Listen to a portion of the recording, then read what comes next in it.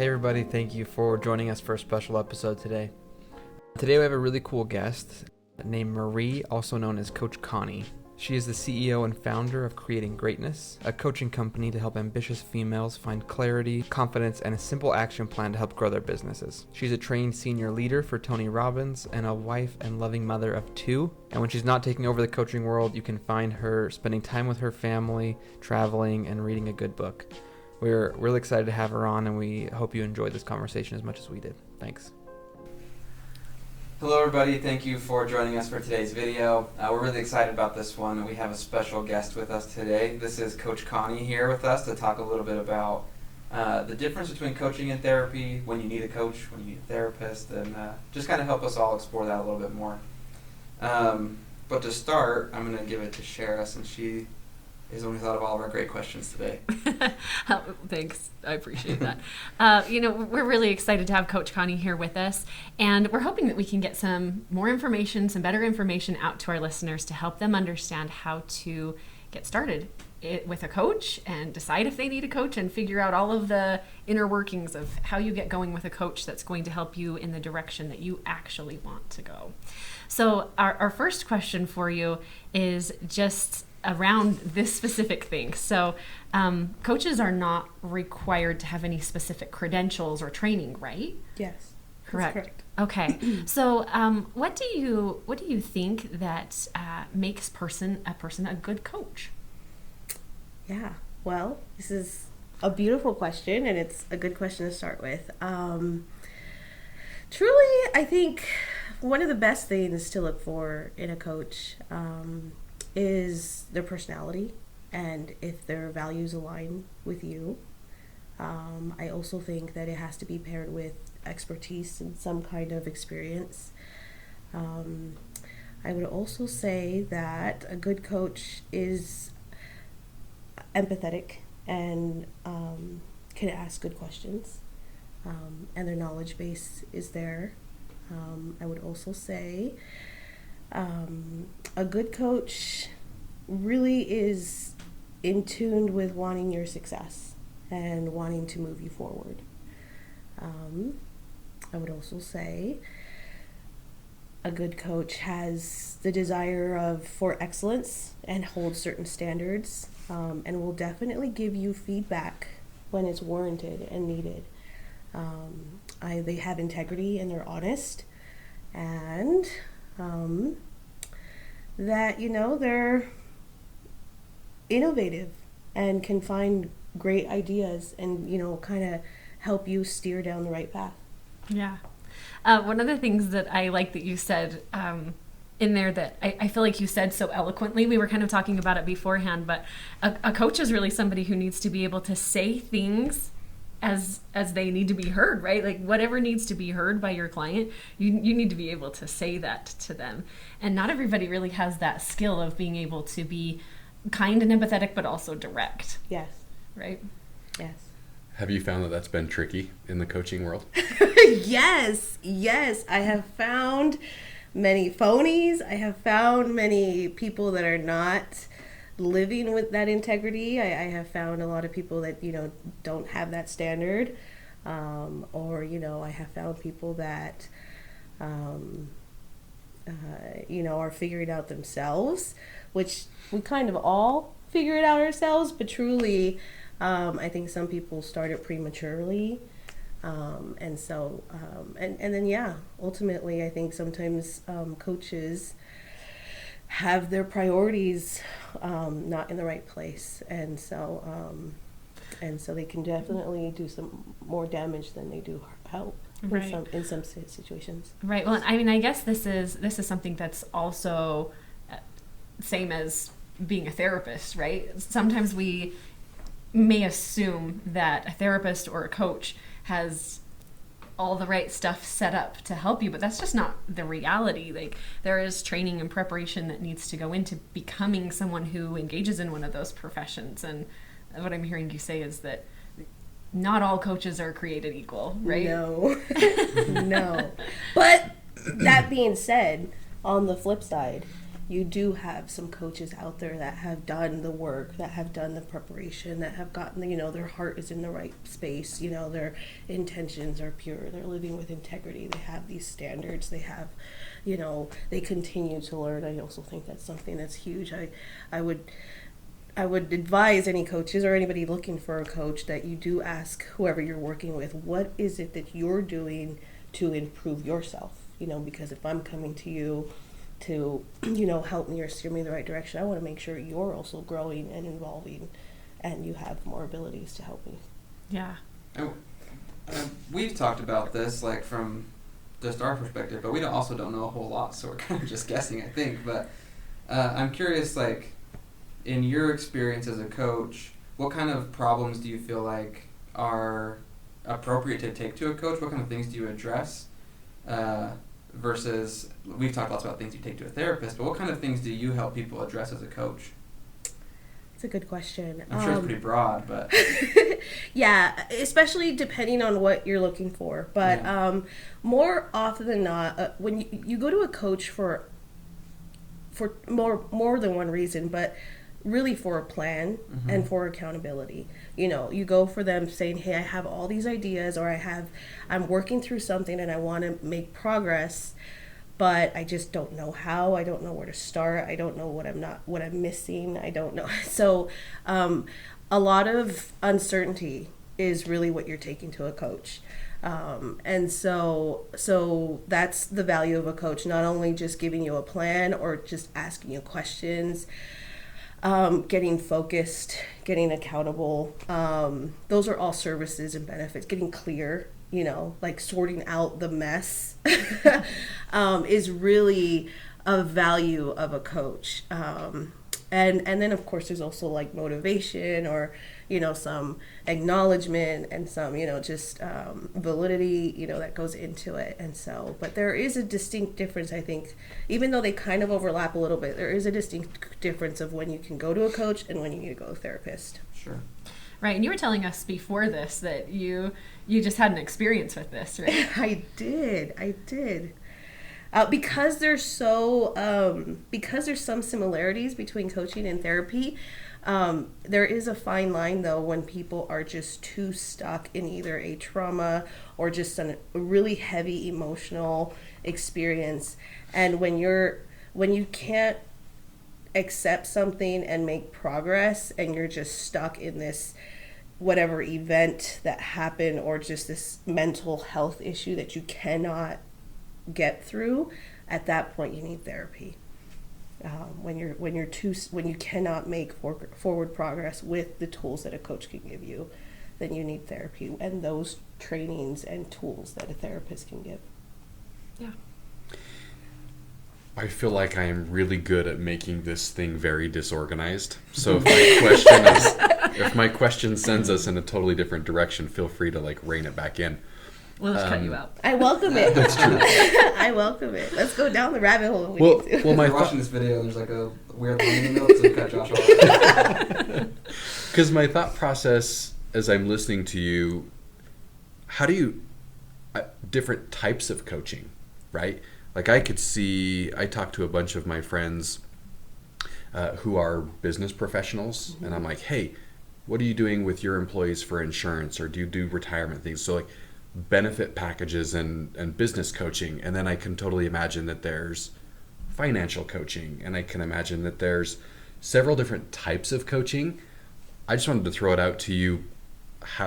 What do you expect? How do you find, as someone looking for a coach, what is available, and how would you recommend we go about looking what kind of coach we need, right? That's a long conversation in a nutshell. I figured, yeah.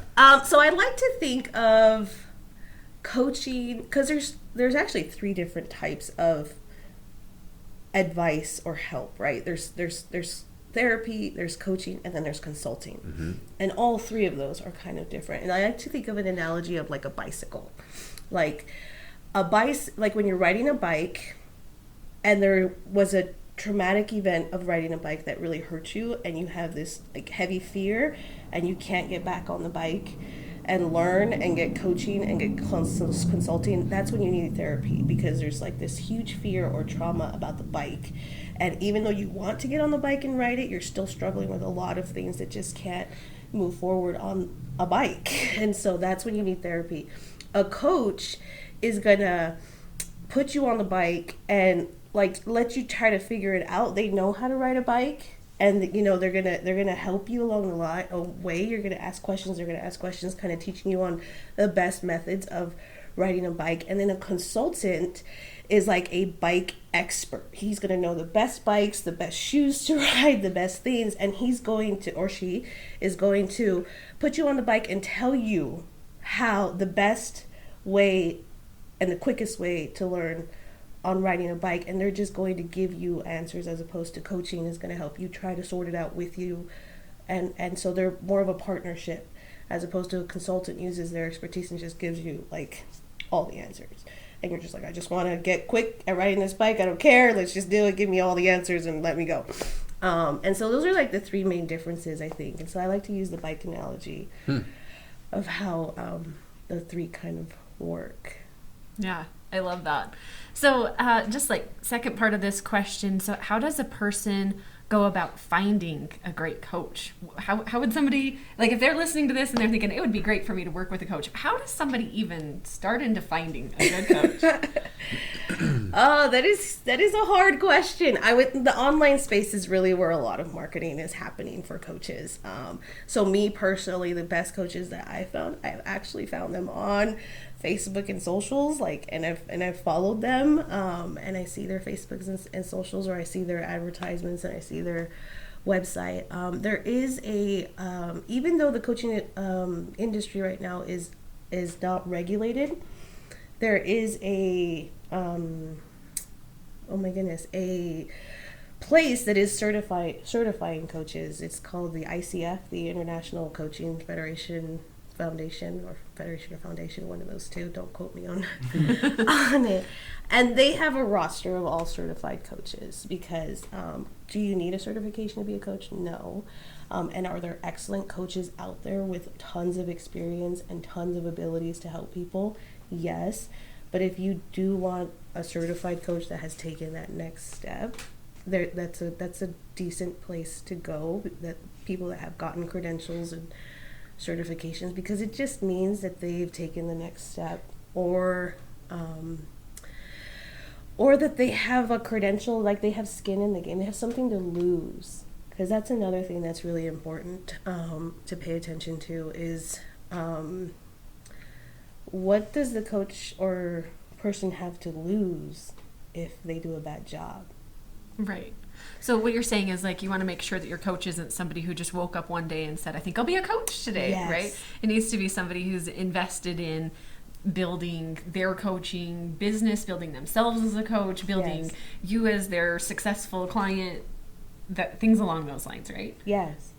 They don't have to be certified. Like, my first coach wasn't certified, but he was incredibly prepared and experienced and amazing. So, but yeah, where do you go find them? Yeah, I would say the online space. Look out for, people recommendations. That's it's a really wonderful place to go. People that have worked with them before. And check reviews. Yes, reviews, testimonials. Talk with people, which that's actually one of the questions I wanted to discuss, but I don't know if it's early to discuss that. Go for it. So one of the things that I think that is really important, and I actually have had to learn because I'm in coaching, and so I believe in coaching, and so I get coached, and I look for coaches. And so one of the things that I learned is I like to ask a coach for the people that they've worked with and the ability to talk to them myself. Because a coach or marketing space, they can pay for all these things, but I really want to talk to somebody that has worked with them, and I want to talk to them and ask them questions myself. And I don't really, always trust reviews and testimonials, even though some of them are very truthful in it. I still like to do a second verification. And so I've always asked a coach, hey, can you give me somebody that you've worked with, and can I contact them? And normally if they are a really good coach, they'll have those references, or they'll have those people if they've done the work, and they'll have people you can reach out to and ask questions to. So That's actually a good question that I wouldn't have thought of.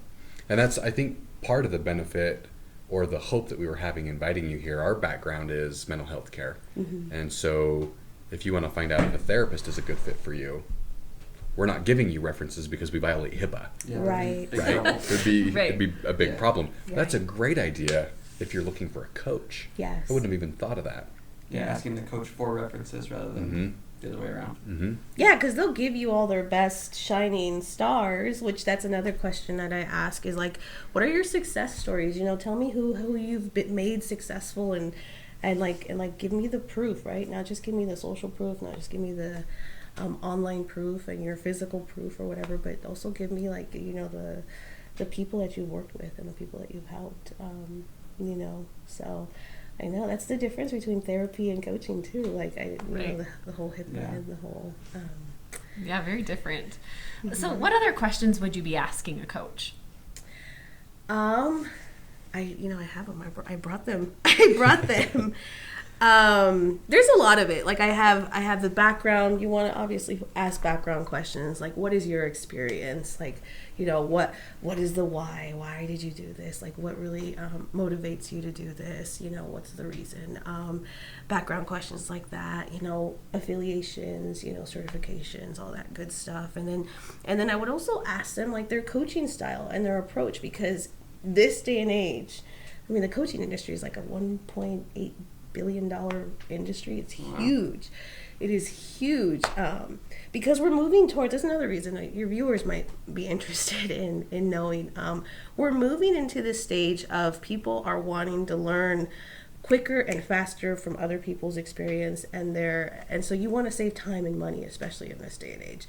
And so that's what you pay for a coach. I want to pay you for your expertise and everything, to get me where you're at quicker and faster.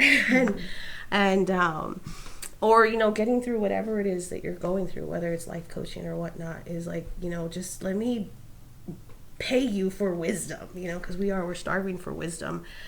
And my point with that is, since there's so many coaches, ask coaches what their methods are, what is their approach to coaching, what are how do they, go through a process, because so many of them are different. Some coaches are really straightforward. I give this to you like it. Some coaches are like, oh, let's ease into this, and then some coaches are like, let's talk about anything. And so it's just asking a coach what their approach is and their method is huge. Another one is, do they have, experience and knowledge in your certain industry? Like, with so many coaches wanting to serve so many people, it's like, what truly are their strengths, and are they appropriate to what you're working on? Another one is, what expectations do they have? What results can they give you, and which ones they have seen, and what they can help you with, like, truly. And then I would also look into their policies, their cancellation policies, their confidentiality. How are they protecting your confidentiality, since it is an unregulated industry? You don't have things like HIPAA, but it's like, I'm going to be sharing a lot of stuff with you. Like, how are you going to keep this confidential? And so I would definitely ask that. And then obviously, the biggest question that everybody really wants to know when you hire a coach or talk to a coach is, how much is this going to cost me? That's always Josh's question. It's like, with everything, what is my investment? And that's really where I see the difference in coaches is if you have a good coach, they will be an investment. They will not be an expense. It might look like it in the beginning, but truly, all the coaches that I've worked with, they make you a better person. They make you more money. They save you headaches and heartaches in the future. And they really help you make progress. And I think that's where it's difficult, and really weeding out the good coaches from the bad coaches is who's going to get me what I actually want and need. Yeah. So, one more question for you, kind of along those same lines. And I think that we'll probably do a follow-up video talking about this with therapists, right? But what are red flags when it comes to a coach? Like, if you're looking for a coach, what are red flags that you're going to say, oh, hey, this tells me that this is probably somebody who I'm not going to work well with, or that maybe I should run away from, do some more looking around at different coaches? What are the red flags? Yes. Well, I would start with the fact that some red flags would be like they don't have any like specialized experience. You know, they don't have anything that they're like really strong in. They're just like, I could coach you on your relationship, your whatever you want. Yeah, I could coach you on anything. You know, like not having like a really good strong foundation is a red flag. Just, you know, being everywhere. Another one is just over promising, and that's kind of hard to know until you actually start working with them. Is there's a lot of coaches that have invested, you know, heavily in marketing, and they're like, oh, I could do everything for you. You can, you know, make your dreams come true, and you know, everything.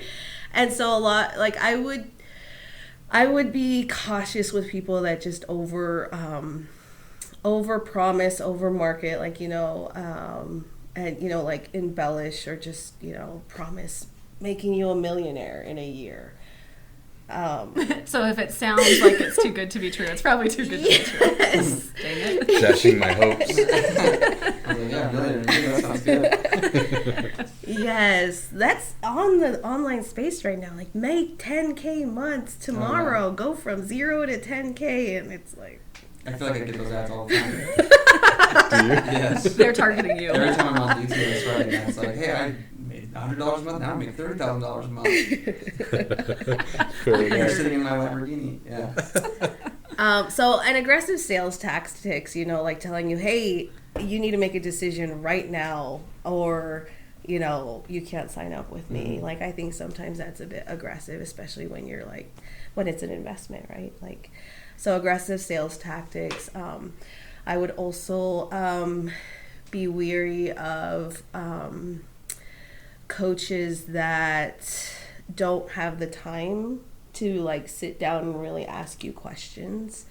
Like coaches that just go, this is my package, this is what I offer, this is that. Like, they're really not in it for you. You know, they're just in it about this is my stuff. Like, they're not really asking, okay, what's going on with you, you know, and really getting the details of what you have going on and realizing if you're really a good fit or not. They're just churning people through some kind of system. Yeah, like, you know, I've had tons of marketing and business coaches. They're like, okay, this is my offer, this is how much it costs, this is what I could give you, this is this, tell me if you're in or not.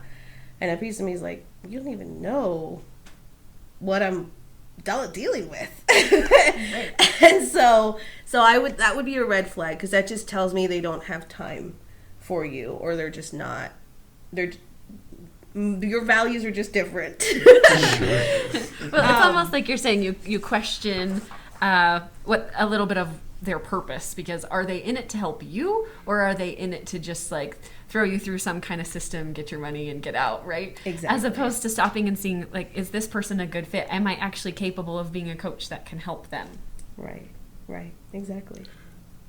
Again, I could take this in so many directions, right?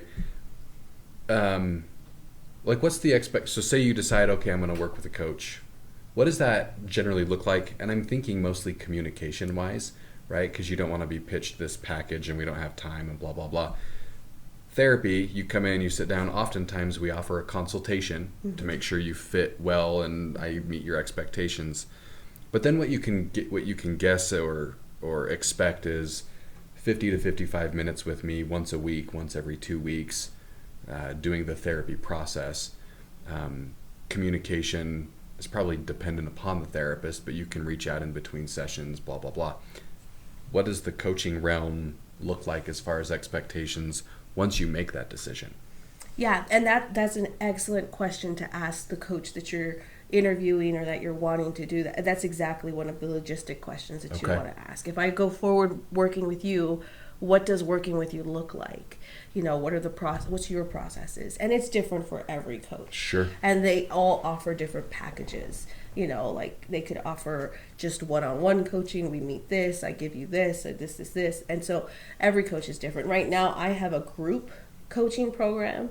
And so that looks different than people that are just doing one-on-one, or that are doing like masterminds, or that are doing, you know, a workshop. Like every single process is different. And so, so that is a good question to ask the person you're considering hiring. Exactly. Okay. Exactly. Yeah. If we move forward, what does it look like? What is my expectation of communicating with you and going through the process with you? So seems like one of the benefits of not having to deal with insurance companies and all those kind of things. You dictate how long our sessions are and those kind of things, where you do get a little bit of that freedom, and especially if you're trying to find a coach. Yes. Right? If you want someone that you can see once a week or 3 times a week or once a month, there are options available to you for that. Right.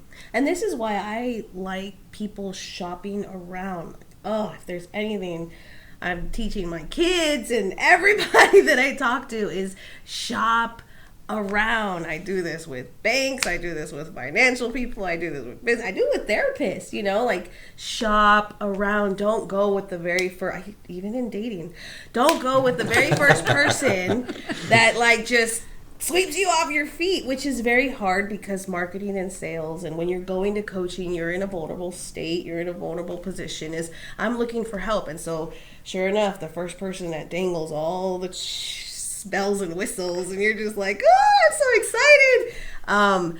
My biggest advice that I can give anybody is shop around. At least at a minimum, interview 3 different coaches, you know, interview 3 different, go on 3 different dates. Sure. Like, you know, shop around, because yes, like when you're needing something and you're wanting something and you're wanting direction and you're maybe even desperate, sometimes you'll just grab the best looking thing, and you're just like, and sometimes that's where you have some painful lessons. Sure. It speaks to like what you said about someone who's maybe like really aggressively marketing, right? Like, yes. if a coach says that they're like a fit for everybody, they're probably a fit for nobody kind of thing. Exactly. Right? Because I think the same thing's true for therapy. Like, yeah, we want clients, we don't have a full caseload, but like if you don't like me and you just showed up because you had to or whatever, like that's not fun for either of us. Exactly. Right. And even as a therapist, if I say I treat everything, that's actually a big red flag. Sure. Right? There's nobody who's capable of everything under the sun. I'm an expert in all of it. Sure. Right? That's not how that works in any realm. And you definitely want to look for someone that is willing to give you an out, you know, somebody that's willing to be like, hey, you know what? It might look great in the beginning, but if like, you know, a week or 2 weeks into it, or a few sessions into it, you're just not feeling it, then I'm not going to hold you to it. Like, just, I want you to be successful. Go find somebody that will make you successful, or that will help you be successful. Sure. Yeah. Like I said, I think there's probably worth in having a second video, because I have all these questions too. But I actually do think that one of the benefits of coaching is the accountability piece. Yes. We were kind of talking about that ahead of time. Is there like a standard what you could expect from a coach? I think it's different for therapists, but I think a lot of us try and do homework, and that can look like something as formal as a sheet that you take home and you track and you yada yada and come back and we discuss it. But is there like how does the accountability piece work among coaching? I love that question. And again, it's different for every coaches. coach. Gotcha. The way I like to do accountability is I like to coach with the mindset of the person that's getting my coaching, they're the expert in their life. Like, I have my expertise and I have things that I can bring to the table, but at the end of the day, the person that I'm coaching, they're the expert in their life and their plans and their stuff. And so I like to coach them. One of the very first questions I ask them is, how do you want me to hold you accountable? Because we can go straight military style, or we can go nurturing mother. Like we can do any of the spectrums, but truthfully is like, because I am a coach that is really in tune with my client success, I always ask my client, how do you want me to hold you accountable? Like when you're slipping or you're not doing your commitments or you're not, holding to your commitments rather. And, I can see that you're kind of like, how do you want me to coach you? And so I have my own tools and resources that I can pull in that I might sense that my client needs. But I do ask them, because some people want to like get beat up and, no, tell me I cannot have this. Tell me like get on me, get on my case. And then some people are like, can you just remind me? Can you just like tell me, hey, remember you said, and then some people are like, I beat myself up enough. Just listen. Tell me I'm doing a good job. Yeah, just tell me I'm doing a good job. Like I don't, you guys aren't mothers, but that's like the last thing you need when you're in, a stressful situation. Like if you're delivering a baby, the last thing you need is, you need somebody nurturing and supportive. Like you're doing good. It's almost there. You're doing great. You're doing great. Sure. It's coming. It's coming. So I always do ask my clients, how do you want me to hold you accountable? And if I see that the way that they suggested isn't working, then that's when I use my expertise and my tools to help them with their accountability. I like that. Because I just feel like my experience has been, unless there's like a very formal, I hand you a sheet of paper of something that you're going to track specific to you. Like I've tried even just the fill in the blank behavior we're going to track. Even that is very tricky. And almost there needs to be like a between session reminder message or something. And so maybe that's just a sign that I'm invested in your care. I don't know. But yeah, I wondered if there was an accountability piece. And it makes sense that it's probably dependent upon the coach. Yes. That makes sense too. Yes. Yes. Every coach is different. So that's an excellent question to ask. I think this has been really informative for us. I think it's helped us a lot to understand more of how this world works. Is there anything else that you would want people to know about coaching? Oh, I think everybody should have a coach. My message is, it's foolish to do anything by yourself. I don't think I think no man is an island. I really don't think that we thrive in complete isolation. Now, I do know there's a time and place to be by yourself and process. But I honestly think the reason coaching is such a huge industry is because it's just so needed. Like it's so much easier to go through things, to make plans, to have accountability, to make progress, to see results, to, figure something out with somebody else. And I think a coach is just invaluable, which is part of the reason why I made the huge leap of leaving a very stable, successful career to do coaching, because I think it's absolutely needed this day and age. And so I am an advocate for coaching. You will hear me scream it from the rooftops, from the mountaintops, from everywhere. Everywhere, just get a coach, get a good coach, and you'll really see your life change. Like I know that sometimes that's over marketed and whatnot, but yeah, getting the right people in your corner, that's what makes winners. I feel like it's been helpful in my life too. Mm-hmm. Maybe not formally coaching, but informally having those people in your life. I agree with you. I think multiple heads are better than one. Yes. That isolation comment you made. Picking people's brains, asking ideas, different perspectives. It's been way helpful for me. Yeah. So. It's been tested through time. You look at all the greats of the greats, the most successful, the people, or even just a normal person like you, and you see them doing living life right, in my opinion. And you ask them, how did you get here? If they're all honest. There was a lot of influence along the way. Yes. Yeah. That's awesome. Okay. Well, I really appreciate you answering all Yes. these questions for us and explaining. I think it's been really helpful.